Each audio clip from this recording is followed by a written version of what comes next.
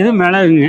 இது மிளகுங்க. ஆமாம், இது மிளகு. இது ஒரு ஒரு 1/4 கிலோ மிளகு. இது ஒரு 2 மாதத்துக்கு முன்னால் கொடுத்தது. இப்போ 2வது காலத்து வந்திருக்கு. மிளகு வரும்னு நினைக்கிறேன்.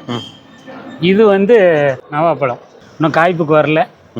இது மிராக்கிள் ஃப்ரூட்.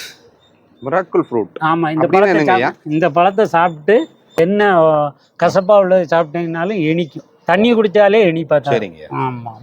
இது ஸ்வீட் லெமன். Sweet lemon. இது ரேக்கன் ஃப்ரூட்டு. ரேக்கன் ஃப்ரூட்டு நம்ம இந்த மெத்தடில் பண்ணியிருக்கோம். சிலவங்க குழியை தோண்டி மண்ணை நம்ம மாடியில் வச்சதுனால என்னோட ஐடியாவில் இதெல்லாம் பண்ணி வச்சு. சரி, எனக்கு ஒரு சின்ன ஒரு டவுட்டு. சொல்லுங்க. இப்போ மாடி தோட்டம் அமைக்கிறவங்க எல்லாத்துக்கிட்டையும் நான் கேட்க வேண்டிய ஒரு விஷயம் என்னன்னா, எனக்கு தெரியாம தான் கேட்குறேங்க. ஐயா, என்னன்னா இந்த வேர் இருக்கு பாத்தீங்களா? ஆமா. அடியில அதை உள்ள போய் அதை நோண்டி உள்ள கீழே இறங்காதா? இறங்க. இந்த பாத்தீங்களா, இதெல்லாம் எவ்வளவுனா 1 வருஷத்தோட இது. இன்னும் இதெல்லாம் 1 வருஷம். ரேகன் ஃப்ரூட்லாம் 1 வருஷம். இன்னும் வேற இல்ல. ரேகன் ஃப்ரூட் ஜாஸ்தி வேற இருக்காது. சரிங்க. இல்லை, அது இல்லைனாலுமே அந்த இதுகளை விட்டு வேற போகாது. இது அப்படியே ரவுண்டா உள்ளே இதாயிரும், ஃபார்ம் ஆயிரும். அதுக்காக தான் இந்த குரோ பேக் நம்ம தயார் பண்ணிருக்கோம். இது ஹோல்சேல மற்ற களைகள் முளைக்கிறது கூட வாய்ப்பு இருக்கு.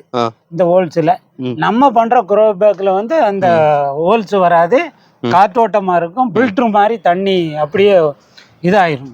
தண்ணி நிக்காது. எவ்வளவு மழை பெஞ்சாலும் எவ்வளவு இது பண்ணாலும் நிக்காது.